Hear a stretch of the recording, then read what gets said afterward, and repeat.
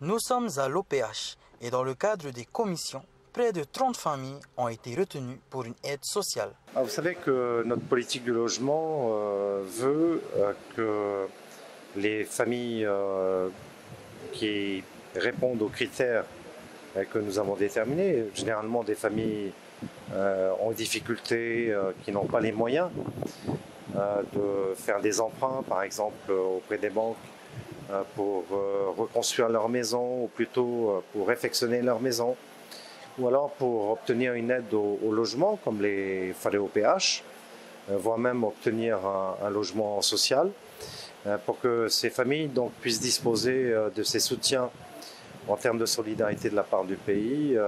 Nous avons une machine qui s'appelle l'OPH et qui est chargée de réaliser cette politique sociale pour le pays. Donc si nous sommes aujourd'hui ici, c'est pour consentir les aides auprès des familles qui ont été donc retenues dans le cadre des commissions. Mais je dois vous avouer que dès l'instant où les familles répondent aux critères sociaux, il n'y a pas de coloration politique. Le président Édouard Fritsch l'a toujours dit, notre politique c'est pour toute la population, quelles que soient les idées politiques des uns et des autres.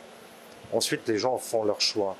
Là où nous sommes contents aujourd'hui, c'est que nous avons rétabli la situation financière du pays, l'économie va mieux, nous avons donc de l'argent en caisse, nous pouvons mener cette action de solidarité auprès des familles. Voilà pourquoi cet après-midi, près de 30 familles ont pu recevoir leur aide. Ce sont des démarches qui sont réalisées auprès de l'OPH. Je crois que le plus important pour les gens, c'est de savoir que l'Office polynésien de l'habitat contient en son sein des gens qui sont capables d'informer les familles sur les aides qui existent aujourd'hui. Donc il y a des dossiers qui sont à constituer. Ce n'est pas forcément la mer à boire que de constituer ces dossiers. Ça dépend s'il s'agit d'un logement social, s'il s'agit d'une aide en matériaux ou d'un FALE-OPH. Le FALE-OPH nécessite par exemple un permis de construire. Donc c'est une démarche un tout petit peu plus longue parce qu'il y a des contrôles qui sont effectués par les services du pays. Mais beaucoup de gens aujourd'hui bénéficient chaque année de ces constructions de FALE-OPH. Cette année, on compte construire 500 FALE-OPH.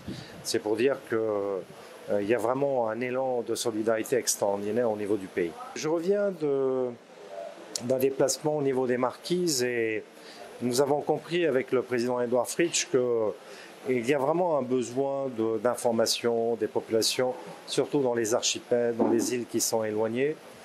Et donc nous allons remédier à ce type de situation d'abord par la modernisation de notre administration, c'est-à-dire que les gens avec le numérique, l'internet vont pouvoir consulter, être informés, parler directement d'ailleurs aux agents de l'OPH depuis leurs îles. Et puis deuxièmement, c'est aussi mettre des agents de proximité.